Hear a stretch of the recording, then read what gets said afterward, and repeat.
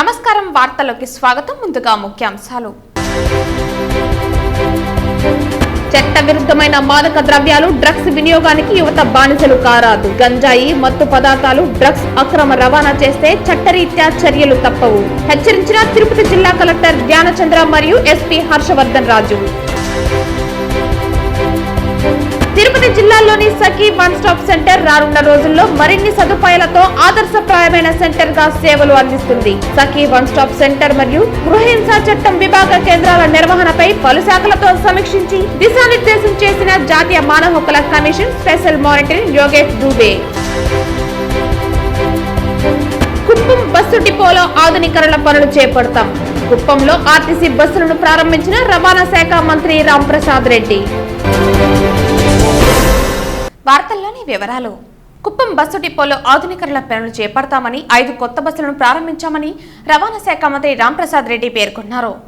CM Chandrababu Kuppam పర్యటనకు రావడంతో సుమారు 30 బస్సులు కుప్పం డిపోకు వచ్చింది. 5 బస్సులను ఒకేసారి ప్రారంభించడం ఆనందంగా ఉంది. ప్రయాణికులను సురక్షితంగా గమ్యస్థానాలకు చేరుస్తామని గత ప్రభుత్వం ఏ శాఖను వదలలేదన్నారు. 5 ఏళ్లలో ఎన్ని వీలైతే అన్ని విద్యుత్ బస్సులు తీసుకొస్తామని అన్నారు. ఆడంబరం చేయకుండా ప్రజల కోసం పనిచేయాలని అన్నారు. కార్మికులు, ప్రయాణికులు కళ్ళు లాంటి వారిని డిపోలో పనిచేస్తున్న కార్మికుల సమస్యలను పరిష్కరించేందుకు చర్యలు తీసుకుంటామన్నారు. ప్రభుత్వంతో ఏపీఎస్ ఆర్టీసీని 100% విలీనం చేసేందుకు కృషి చేస్తామన్నారు. కుప్పం నుండి అన్ని ప్రాంతాలకు బస్సు సర్వీసులు ఏర్పాటు చేస్తామని, డీజిల్ రేటు తగ్గినా కూడా బస్సు ఛార్జీలు పెంచిన ఘనత జగన్మోహన్ రెడ్డికి దక్కుతుందన్నారు. జగన్ మాటలు ప్రజలు వినే పరిస్థితుల్లో లేరని, శాఖల్లో ఏదైనా అవినీతి జరిగి ఉంటే తప్పకుండా చర్యలు తీసుకుంటామన్నారు. రాజకీయ సభలకు ఫ్రీగా బస్సులు వాడటం జరిగిందన్నారు. లెటర్ రాసినాడండి. ఇప్పుడు ఆంధ్రాలో కూడా లేడని మీకు తెలుసో తెలియదు, బెంగళూరు తెలిపినాడు. ఎందుకంటే ముఖ్యమంత్రిగా ఉన్నప్పుడు కాదు, గత 9 సంవత్సరాల నుంచి ఏ రోజు జగన్మోహన్ రెడ్డి అనేవాడు కర్ణాటకకు పోలేదు, బెంగళూరుకు పోలేదు. రెస్ట్ తీసుకునే టైం ఉంది ఆయనకు. రాబోయే కాలం అంతా పూర్తి రెస్ట్లోనే ఉంటాడు. జగన్మోహన్ రెడ్డి మాట వినే పరిస్థితుల్లో రాష్ట్ర 10-15 రోజులు రాష్ట్ర ప్రభుత్వం ఏర్పాటయ్యి ఇప్పుడే వచ్చి ఏదో అవాకులు చవాకులు పేలిస్తే ప్రజలైతే వినే పరిస్థితులు లేరని అందరికీ తెలియదండి. జగన్మోహన్ రెడ్డి పార్టీ కాబట్టి విలీనాలు ఆయనే చేసుకోవాలి. No comment. మాకు పార్టీకి సంబంధించి తెలియదు. తిరుపతి టాస్క్ ఫోర్స్ కార్యాలయానికి తిరుపతి ఎస్పీ టాస్క్ ఫోర్స్ ఇన్ఛార్జిగా ఇటీవల ఛార్జీ తీసుకున్న హర్షవర్ధన్ రాజు విచ్చేసి బుధవారం సందర్శించారు. ఆయనకు టాస్క్ ఫోర్స్ ఎస్పీ శ్రీనివాస్ పుష్పగుచ్చంతో స్వాగతం పలికారు. టాస్క్ ఫోర్స్ ఇన్ఛార్జ్ కార్యాలయంలో ఆయన అధికారులతో మాట్లాడారు. ఎర్రచంద్రం అక్రమ రవాణా జరుగుతున్న విధానాన్ని అడిగి తెలుసుకున్నారు. అడవుల్లో చేపడుతున్న కూబింగ్ సమాచార వ్యవస్థ గురించి ఎస్పీ శ్రీనివాస్ ఆయనకు వివరించారు. ఇంకా టాస్క్ ఫోర్స్లో అటవీ అధికారుల పనితీరు గురించి తెలుసుకున్నారు. కూబింగ్ ఆపరేషన్ల పనితీరు గురించి అధికారులు వివరించగా ఆయన సంతృప్తి వ్యక్తం చేశారు. దాదాపు గంట పాటు ఆయన టాస్క్ ఫోర్స్ అధికారులతో సమావేశమయ్యారు. తర్వాత ఆయన మాట్లాడుతూ టీంలు ఆపరేషన్లపై ప్రత్యేక శ్రద్ధ తీసుకోవాలని తెలిపారు. ఎర్రచంద్రం స్మగ్లింగ్ జరగకుండా ఉండేలా స్మగ్లర్ను నిరోధించేలా చర్యలు తీసుకోవాలని అన్నారు. ఫీల్డ్ ఆపరేషన్లలో అటవీ శాఖ సిబ్బందితో సమన్వయం చేసుకోవాలని సూచించారు. స్మగ్లర్లను పట్టుకునేందుకు వీలుగా ఆపరేషన్లు చేపట్టాలని చెప్పారు. ఈ సమావేశంలో తిరుపతి కార్యాలయంతో పాటు Kadapa, railway Koduru sub control సిబ్బంది కూడా పాల్గొన్నారు. ఇంకా task force DSP Chenchubabu, ACF Srinivas, ఆర్ఐలు సురేష్ కుమార్ రెడ్డి, కృపానంద, చిరంజీవులు తదితరులు పాల్గొన్నారు.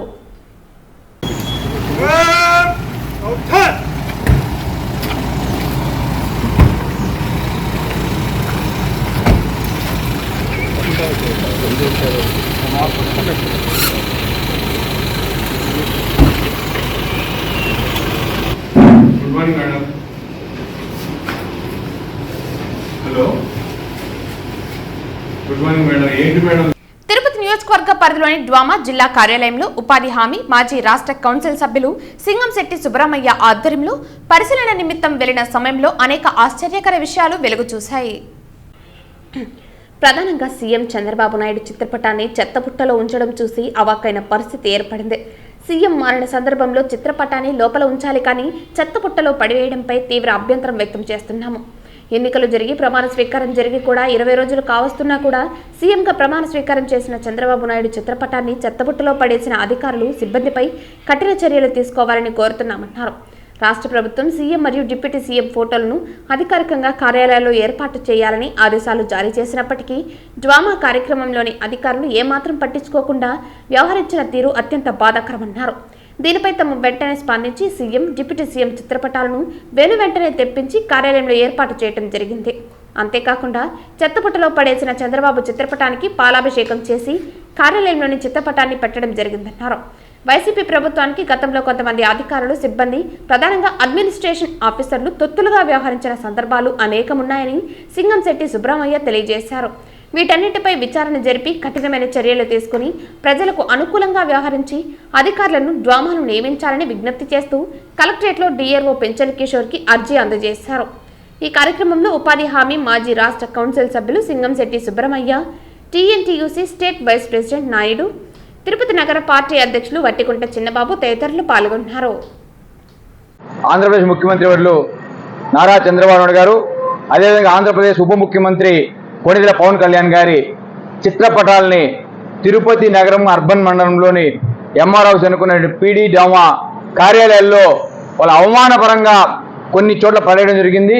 మా నాయకులు పరిశీలించి అక్కడ వారికి ఒక వార్నింగ్ ఇచ్చి రాష్ట్ర ముఖ్యమంత్రిని, రాష్ట్ర ఉప ముఖ్యమంత్రిని గౌరవించి ఏదైతే ప్రభుత్వం ఒక నిర్ణయం తీసుకొని అన్ని ప్రభుత్వ కార్యాలయాల్లో అన్ని చోట్ల కూడా ముఖ్యమంత్రి, ఉప ముఖ్యమంత్రి ఫోటోలు పెట్టాలని చెప్పి వారి గౌరవించాలని కూడా ఒక చట్టం తీసుకొని వస్తే అందరికీ నమస్కారం.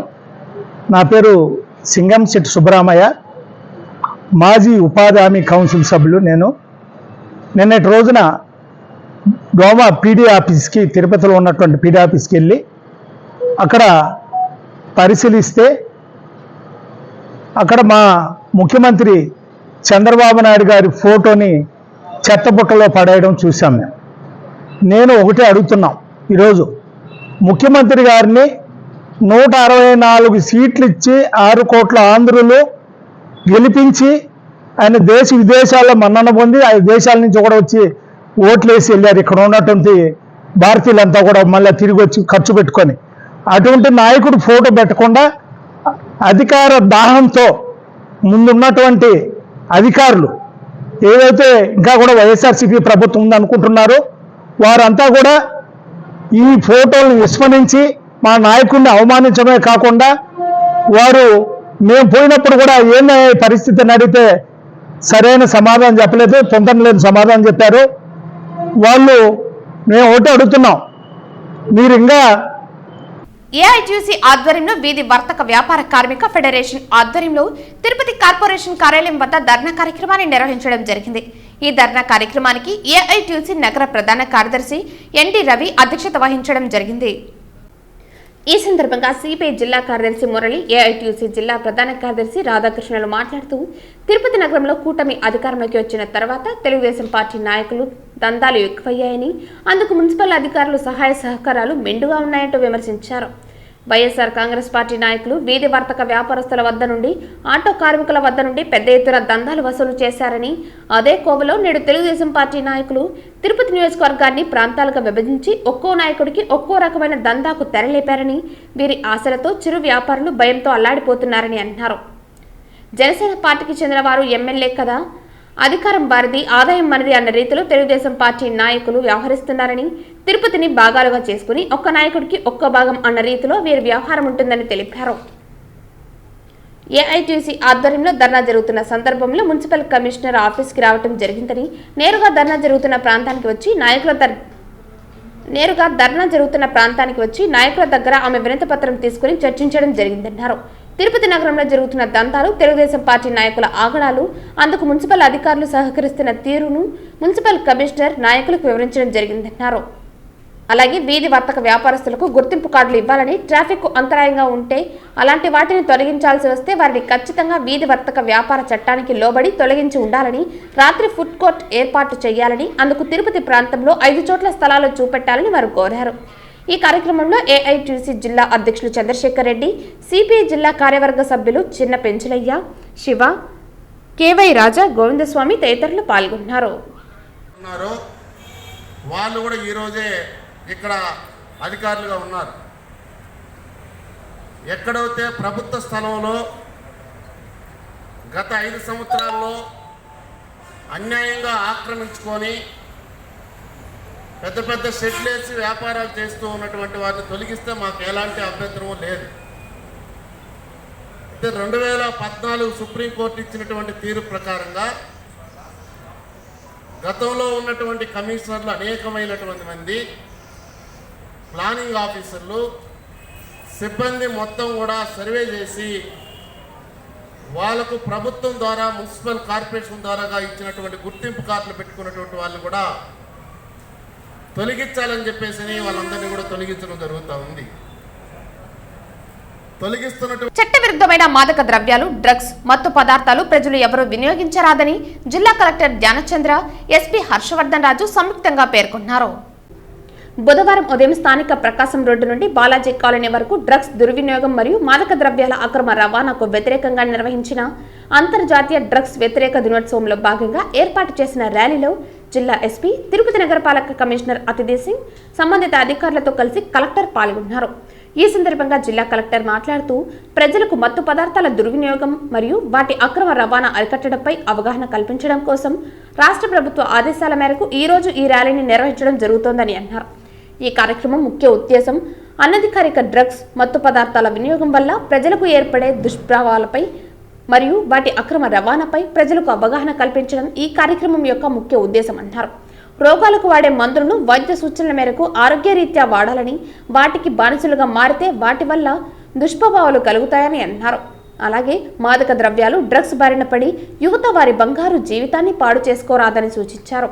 స్కూల్స్, కాలేజీలలో ఎవరైనా విద్యార్థులు మాదక ద్రవ్యాలకు బానిసలుగా మారి ఉన్నట్లు తెలిస్తే వారికి కౌన్సిలింగ్ ఇచ్చి మాదక ద్రవ్యాలు వాడటం నుండి వారికి బయటికి తీసుకురావటం వరకు జరుగుతుందని అన్నారు. ప్రభుత్వ రంగ సంస్థలు, స్వచ్ఛంద సంస్థలు మరియు ఇతర సంఘాలు సమభాగంగా మత్తుకు బానిసైన వారి కేసులు తమ దృష్టికి వస్తే వారికి కౌన్సిలింగ్ ఇచ్చి వాటి వినియోగం నుండి బయటకు తీసుకురావడానికి కృషి చేయాలని అన్నారు. అనంతరం జిల్లా ఎస్పీ మాట్లాడుతూ డ్రగ్స్ దుర్వినియోగం మరియు వాటి అక్రమ రవాణాకు వ్యతిరేకంగా నిర్వహించే అంతర్జాతీయ డ్రగ్స్ వ్యతిరేక దినోత్సవంలో భాగంగా ప్రజలకు అవగాహన కల్పించడంపై ఈ రోజు ర్యాలీ నిర్వహించడం జరుగుతోందని అన్నారు. సమాజంలో డ్రగ్స్ సంబంధిత సమస్యలు ఎక్కువగా ఉన్నాయని, మందులు తమ ఆరోగ్యరీత్యా బాధ్యతాయుతంగా వాడాలని, ఎక్కడైనా అక్రమ డ్రగ్స్, మాదక ద్రవ్యాల వినియోగం గుర్తిస్తే వాటిపై చర్యలు తీసుకుంటామని అన్నారు. ప్రధానంగా ప్రస్తుతం గంజాయి వ్యాప్తి ఎక్కువగా ఉందని వింటున్నామని, దీనికి సంబంధించి ప్రజలలో అవగాహన కల్పించి గంజాయి వాడకం లేకుండా చూడాల్సిన బాధ్యత మనందరిపై ఉందన్నారు. పోలీసు శాఖ ద్వారా ప్రతినిత్యం ప్రజలు మాదక ద్రవ్యాలను వాడకుండా ఉండేలా అవగాహన కల్పిస్తూ ఉన్నామని తెలిపారు. సమిష్టి బాధ్యతగా పోలీసు శాఖకు అందరూ ప్రజలు, సంస్థలు, సంఘాలు సహకరిస్తే డ్రగ్స్ దుర్వినియోగం, దుష్ప్రభావాలపై డ్రగ్స్ అక్రమ రవాణా, అనధికార డ్రగ్స్ వినియోగాన్ని పూర్తిగా నిర్మూలించగలమని అందరూ సహకరించాలని ఈ సందర్భంగా కోరారు. ఈ ర్యాలీలో పోలీసు అధికారులు రాజేంద్ర, కులశేఖర్, జిల్లా ఎక్సైజ్ సూపరింటెండెంట్ జానకిరాములు, నగరపాలక సంస్థ ఉద్యోగులు, విద్యార్థులు పాల్గొన్నారు. ఓకే, అందరు కూడా ఏం చేయాలి?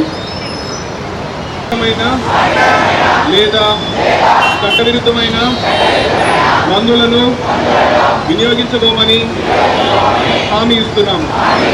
ప్రతి వ్యక్తిని.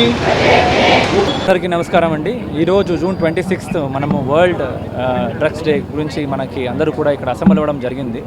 ముఖ్యంగా 2024లో మనకేంటంటే ఒక థీమ్ ఫాలో చేసి ఆల్రెడీ మనకి దీని ఎందుకు ఈ డ్రగ్స్ వల్ల అఫెక్ట్ అవుతుంది దానిపైన క్లారిటీ ఉంది. మనం అందరూ కూడా ప్రివెన్షన్ పైన ఫోకస్ చేయాలని దానిపైన మనకి పైనుంచి వరల్డ్ డ్రగ్స్ డేని ఫాలో చేయండి అని ఇన్స్ట్రక్షన్ రావడం జరిగింది.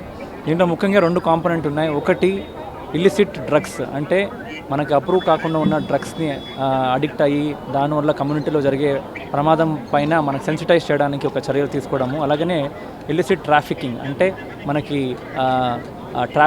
ట్రాఫికింగ్ ఇష్యూస్ పైన కూడా కమ్యూనిటీలో ఒక సెన్సిటివిటీ రావాలని దానిపైన 2 ఆస్పెక్ట్లో కొనడం పైన కూడా ఈ డే అనేది మనము సెలబ్రేషన్ అనేది కాదు కానీ ఆచరణ చేయడం జరుగుతుంది. దీన్ని ముఖ్యంగా అవుట్కమ్ ఏంటంటే సెన్సిటైజేషన్. బేసికలీ కమ్యూనిటీస్కి ఈ ఇలిసిట్ డ్రగ్స్, అంటే మనం డ్రగ్స్ అనేది తయారు చేసేది సొసైటీలో మెయిన్లీ హెల్త్ పాయింట్ ఆఫ్ వ్యూలో మనకి ఏదైనా రోగాలు వస్తే వాళ్ళని కంట్రోల్ చేయడానికి వాడతామా తప్ప దీన్ని ఒక ఏమంటారు ఒక పర్సనల్గా లేదంటే ఒక అడిక్షన్ కోసం వాడడం అనేది కరెక్ట్ కాదు అని దానిపైన ఒక సెన్సిటైజేషన్ అనేది సొసైటీలో ఉండాలి. అండ్ స్పెషలీ ఇవన్నీ కూడా కాలేజెస్లో, స్కూల్స్లో మనం ఎక్కడ అడిక్షన్ లేకుండా ఎవరైనా నిజంగా అడిక్ట్ అయిపోయినట్టు కూడా వాళ్ళకి కౌన్సిలింగ్ ఇస్తూ మెడికల్ ఇంటర్వెన్షన్ చేస్తూ కూడా వాళ్ళకి కౌన్సిలింగ్ చేసి బయట తీసుకురావడానికి అవకాశం ఉంది అనేది కూడా అందరికీ తెలియాల్సిన అవసరం ఉంది.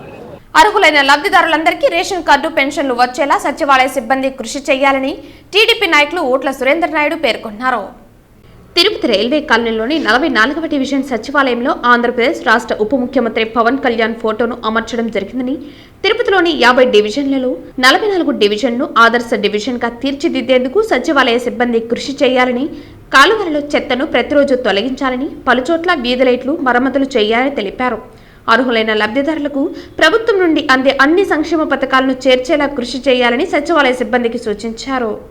ఈరోజు 44వ డివిజన్ సచివాలయం నందు గౌరవ ముఖ్యమంత్రి నారా చంద్రబాబు నాయుడు గారు, అదేవిధంగా గౌరవ ఉప ముఖ్యమంత్రి కొణిదెల పవన్ కళ్యాణ్ గారి చిత్రపటాలను ఏదైతే వార్డు సచివాలయం ఉందో సచివాలయం దగ్గర అమర్చడం జరిగింది. దీంతో పాటు ఏదైతే తిరుపతి నియోజకవర్గంలో ఉన్నటువంటి 50 డివిజన్లలో 44వ డివిజన్ ఆదర్శ డివిజన్ గా తీర్చిదిద్దాలనే ఉద్దేశంతో మా కమిటీ అంతా కూడా పనిచేస్తుంది.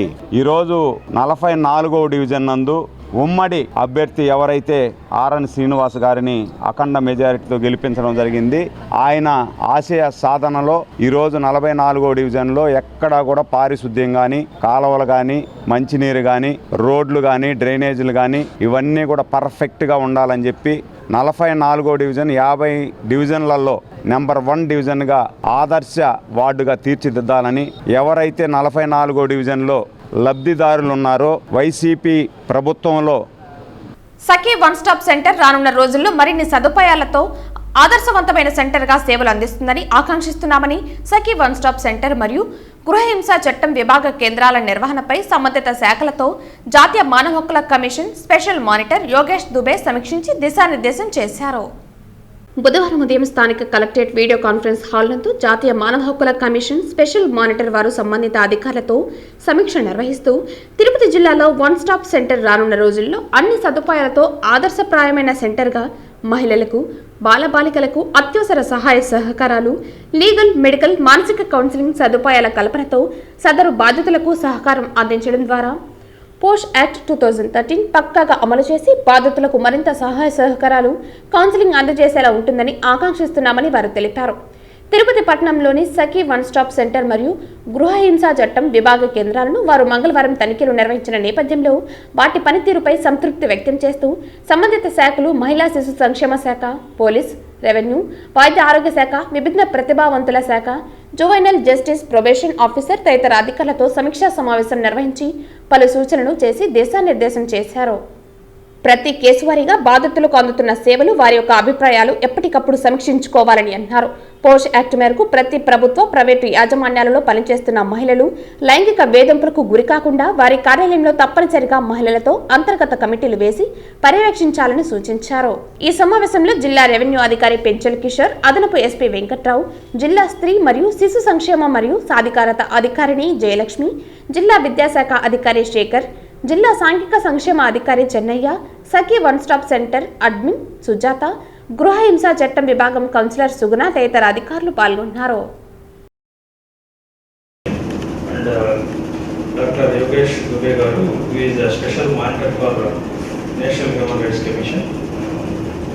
Well, thank for sparing time for us and giving his valuable remarks on the schemes being implemented by Women and Child Welfare Department and moreover our Police Department and then other related departments.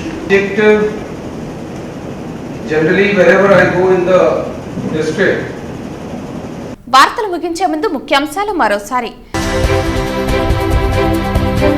చట్ట విరుద్ధమైన మాదక ద్రవ్యాలు, drugs వినియోగానికి యువత బానిసలు కారాదు. గంజాయి, మత్తు పదార్థాలు, డ్రగ్స్ అక్రమ రవాణా చేస్తే చట్టరీత్యా చర్యలు తప్పవు. హెచ్చరించిన తిరుపతి జిల్లా కలెక్టర్ ధ్యానచంద్ర మరియు ఎస్పీ హర్షవర్ధన్ రాజు. తిరుపతి జిల్లాలోని సఖీ వన్ స్టాప్ సెంటర్ రానున్న రోజుల్లో మరిన్ని సదుపాయాలతో ఆదర్శప్రాయమైన సెంటర్ గా సేవలు అందిస్తుంది. సఖీ వన్ స్టాప్ సెంటర్ మరియు గృహహింసా చట్టం విభాగ కేంద్రాల నిర్వహణపై పలు శాఖలతో సమీక్షించి దిశానిర్దేశం చేసిన జాతీయ మానవ హక్కుల commission special monitor Yogesh Dubey. Kuppam bus డిపోలో ఆధునీకరణ పనులు చేపడతాం. కుప్పంలో ఆర్టీసీ బస్సులను ప్రారంభించిన రవాణా శాఖ మంత్రి రాంప్రసాద్ రెడ్డి. ఈ వార్తలు ఇంతటితో సమాప్తం. తిరిగి వార్తల్లో మళ్ళీ కలుద్దాం. అంతవరకు సెలవు. నమస్కారం.